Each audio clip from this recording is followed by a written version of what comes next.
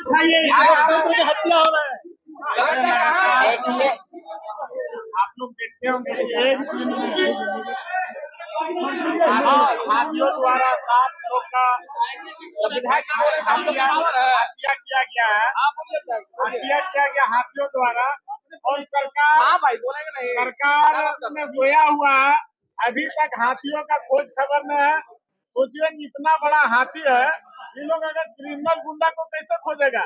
हाथी 5-5 दिन तक गायब हो जाता है। वन विभाग के लोग बोलता है कि हाथी गायब हो गया, मिल नहीं रहा है, और निकलता है तो लोग सीधे जान और माल का तुरंत नुकसान भी करता है। सरकार से आग्रह है कि हाथियों के विषय पे चर्चा करें सदन में, और मुआवजा जो 4 लाख दिया जाता था उसको 20 लाख किया जाए, और जो गरीब परिवार के लोग को होता है उसको नौकरी दिया जाए।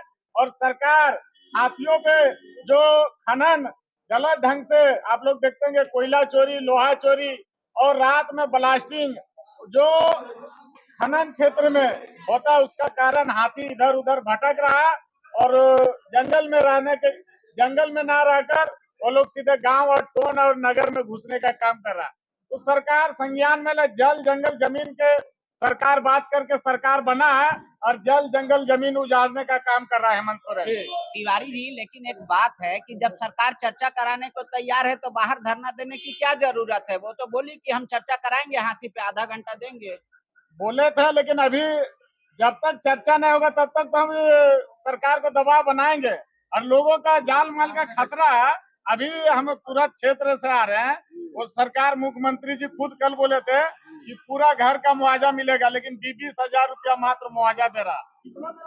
कम से कम जितना घर का नुकसान हुआ पूरा घर बना के देना होगा। कई लोग सरकारी आवास में रह रहे हैं। मुआवजा का राशि 20 लाख होना चाहिए, 20 लाख और एक नौकरी। झूठ का ये लोग पुलिंदा है भारतीय जनता पार्टी का। ये जो निवेश की बात चल रही है, ऐसा तो कुछ है ही नहीं। बीजेपी का कहना। और बीजेपी तो झूठे बोल करके देश में भी सत्ता में बैठा हुआ है, और झूठे बोल करके चाहता है कि झारखंड भी कब्जा कर ले। तो झारखंड की जनता जान चुकी है कि भारतीय जनता पार्टी की झूठ में आने वाला नहीं है। इस बार बजट को लेकर विपक्ष का कहना है कि उम्मीद ही नहीं है कि बजट हित में आएगा, हर वर्ग को साधा जाएगा। बजट में राज्य के सभी लोगों को शामिल किया जाएगा। कोई ऐसे लोग नहीं बचेंगे जो बजट से बाहर आएंगे। इसलिए बजट इस बार सोच समझ के राज्य की सरकार ला रही है। बजट अच्छा रहेगा। आरंभ के अवसर पर शुभकामनाएं, सभी को जोहार करते हैं कि आप सभी सम्मानित पत्रकार बंधुओं बहिनी कुशल मंगल होंगे, क्योंकि आपका कुशल रहना हमारे राज्य के लिए, आप कुशल रहेंगे, आप बलशाली रहेंगे तो हमारे लोगों की आवाज मजबूत होगी और वो उसको बल मिलेगा। पूछिए, अब आपके सवाल क्या है। राज्यपाल के अभिभाषण से बजट सत्र की शुरुआत हुई है। अभिभाषण में आप लोगों को क्या लगा, क्या पूरा अगर पढ़े तो उसको क्या समझ में आया कि विकास का जो खाका सरकार ने खींचा उसमें दिखा आपको कितना भरोसा है? देखिए, राज्यपाल का अभिभाषण वास्तव में सरकार का भाषण होता है, और सरकार का संभवतः प्रयास यही रहता है कि वह लोगों के सामने अपनी बड़ाई करे। लेकिन मुझे लगता है कि राज्यपाल के अभिभाषण में वह दम नहीं दिखा जिसकी आम जनता ने अपेक्षा की थी। आज आप देख सकते हैं मूल अभिभाषण में जो मूल चीजें दिखनी चाहिए थी, आज छात्रवृत्ति का मामला लंबित पड़ा है, आज नियमित परीक्षाएं नहीं हो रही हैं, आउटसोर्सिंग एजेंसियों में कई महीनों से, चाहे वो स्वास्थ्य विभाग के कर्मचारी हो या अन्य विभाग के कर्मचारी हो, 4-5 महीनों से उन्हें वेतन नहीं मिल पाता है, वो लगातार प्रोटेस्ट करते हैं। तो मुझे लगता है कि राज्य को जितनी गति मिलनी चाहिए वो गति नहीं मिल पा रही। उसके बाद विदेश से जो निवेश की बात वो कह रहे हैं और सरकार की पीठ थपथपाई जा रही है, तो वो तो स्पष्ट है कि वह केवल एक मुख्यमंत्री की निजी यात्रा के समान रहा। अगर उसमें कोई विजन होता तो जाहिर सी बात है वह वहां जाकर अगर विदेशी इन्वेस्टर से इन्वेस्ट करने की बात कहते, उन्हें आमंत्रित करते तो समझ में आता। वहां जाकर वो जिंदल से बैठ रहे हैं, वहां जाकर वो टाटा से बैठ रहे हैं, तो टाटा तो 100 किलोमीटर दूर में रहता है।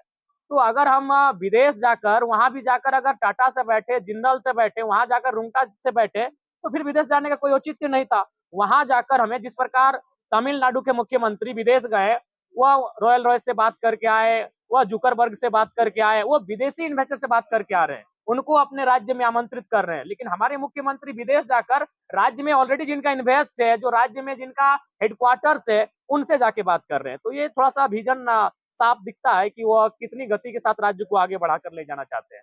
4 महीना पहले, हमें लगता है जून के महीने में भी 4-5 महीना पहले वो विदेश की यात्रा पर गए थे, तो वहां उनका एक प्रेस कॉन्फ्रेंस होना चाहिए था।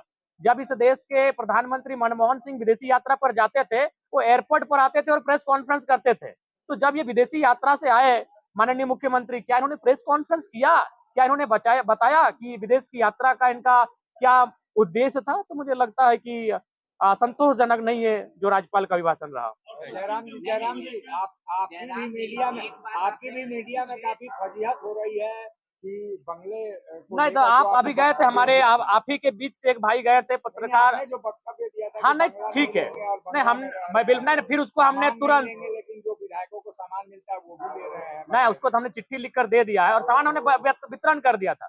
देखिए, आपको फिर बता रहे, हमारे नहीं लेने से जाहिर सी बात है वो तो या तो बंगला बंद होता, या तो फिर उनका कोई सहयोगी लेता। आप अभी चले जाए, मैं सभी पत्रकार बंधुओं से कहूंगा, जब सेशन चलेगा आप मेरे बंगले से होकर आइए, वहाँ सामान्य लोग गए हैं। और यही नहीं, मैंने कोई विधायक का प्रोटोकॉल नहीं, वो हमारे शयन कक्ष तक, वो हमारे तमाम कक्षों में जाकर आप जाकर देख लीजिए, आम लोग जाकर वहां पे बैठे हैं, वहाँ मैंने आके ठहरे हुए हैं, रुके हुए हैं।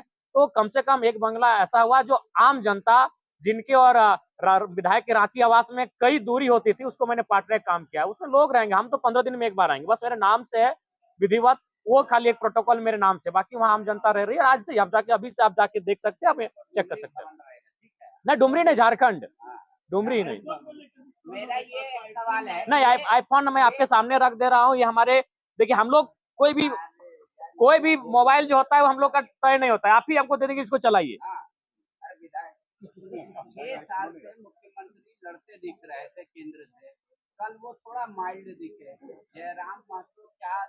देखिए, इसके 2 महत्वपूर्ण कारण हैं।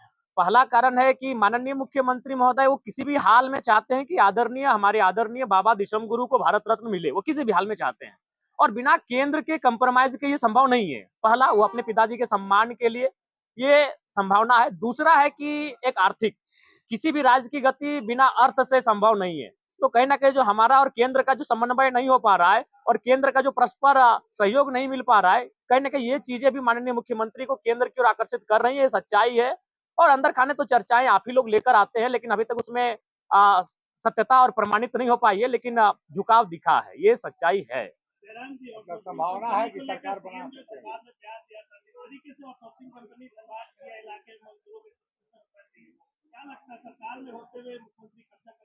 नहीं, बिल्कुल, सरकार में रहते मुख्यमंत्री, ये बयान एक विधायक का हो सकता है, अभी विपक्षी पार्टी के विधायक का, कि आप जाके कब्जा कर लीजिए, आप उनसे ये करिए। लेकिन एक मुख्यमंत्री जो इस राज्य के मुखिया हैं, इनको ये बयान ना देकर बल्कि उनको दबाव देना चाहिए था कि भाई आपको हर हाल में 75% रखना होगा, नहीं तो फिर उनको रिस्ट्रिकेट कर दीजिए। झारखंड में मुझे लगता है 1-2% कंपनियां ही ऐसी होंगी जो कंपनी एक्ट का अनुपालन कर रही है। बाकी आप किसी भी कंपनी के परिसर में जाकर अगर जांच करें, तमाम विषयों का जांच करें, मापदंडों का जांच करें, तो वो फेलियर हो जाएंगे। तो ऐसे में इनको सीधे रेड अलर्ट जारी कर दिए कि भाई आप चलिए, यहाँ से निकलिए मेरे राज्य से। बहुत सारी उनको शिकायतें हैं, लेकिन मुख्यमंत्री केवल भाषणों में ऐसा कह रहे हैं। मैंने तो कहा कि हम लोग आपके साथ खड़े हैं, हम लोग आपके साथ खड़े हैं निजी कंपनियों के मामले में, क्योंकि झारखंड अलग राज्य की लड़ाई में एक कंपनियों के द्वारा जो उत्पीड़न था वो भी एक महत्वपूर्ण कारण था, और उसी की उपज थे कॉमरेड AK राय, जो मजदूर नेता थे, जो एक मैंने कह सकते हैं एक इंजीनियर थे। तो बिल्कुल एक कंपनियों का भी बहुत बड़ा योगदान रहा है, उनका उत्पीड़न, उनका शोषण, उनके द्वारा मजदूरों का शोषण भी एक बहुत बड़ा योगदान रहा है झारखंड अलग राज्य की क्रांति में।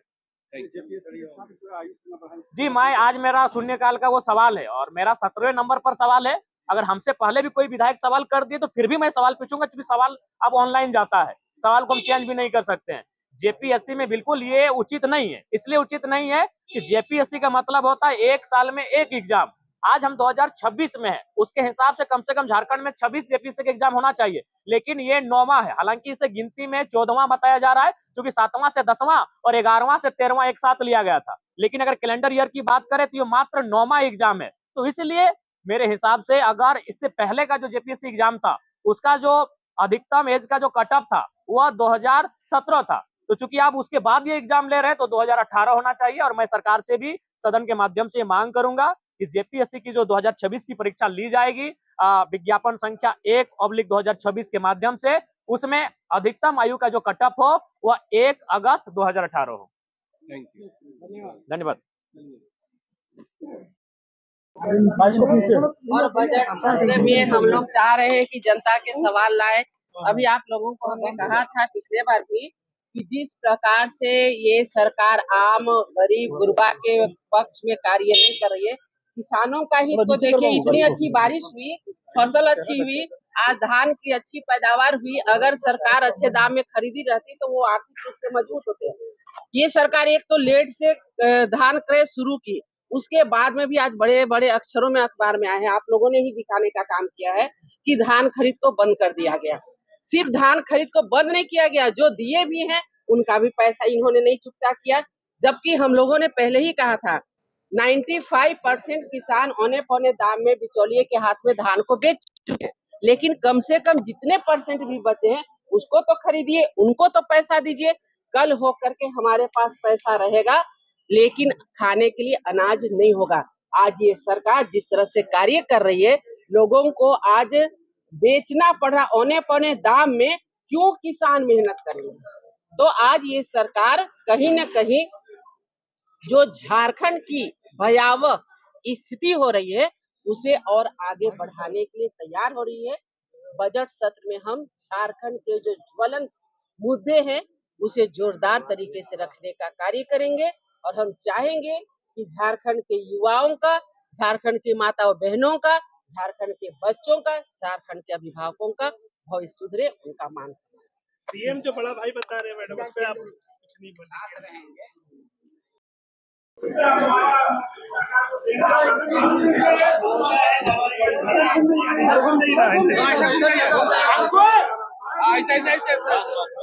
हाँ, सलाद के हिसाब से ना करना पड़ेगा।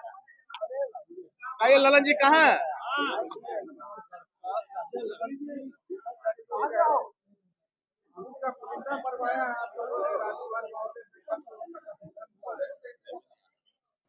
अब उनका कहना है, कहने का काम है, लेकिन आप उनसे पूछिए कि अभी लोकसभा में जो बजट आया वो क्या गरीबों के लिए था, वो क्या झारखंड के लिए था? झारखंड में कोई भी योजना उनको दिए पूछिए। और मेरा जो लक्ष्य है, जो माननीय हेमंत सोरेन जी के निर्देश से, उनके नेतृत्व में हम लोग चल रहे हैं, तो झारखंड को हम लोग आगे बढ़ाने पे काम कर रहे हैं, तो उसी का एक कड़ी है। और आपको बजट में भी, जब बजट पेश होगा उसमें भी आपको सभी लोगों के लिए उसमें कुछ न कुछ दिया।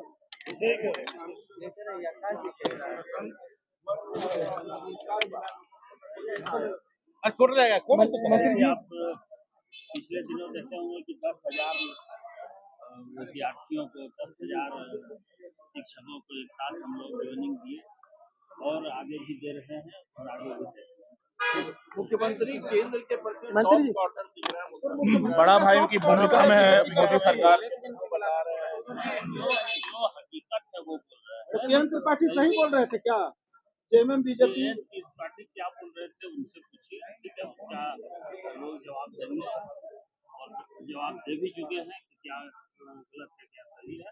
और सहयोग तो चाहिए, बगैर सहयोग नहीं करने से अभी बच्चे लोग जो स्कॉलरशिप के लिए जो विधवा पेंशन, वृद्धा पेंशन जो केंद्र से आती है उसका पैसा हम लोग प्रोवाइड नहीं कर सकते हैं, जिससे मंत्री जी इस बजट से क्या उम्मीद रहेगी आम लोगों के लिए, सबके लिए? बहुत अच्छा बजट रहेगा, सबका मिला जुला बजट। डाल दिया मेरे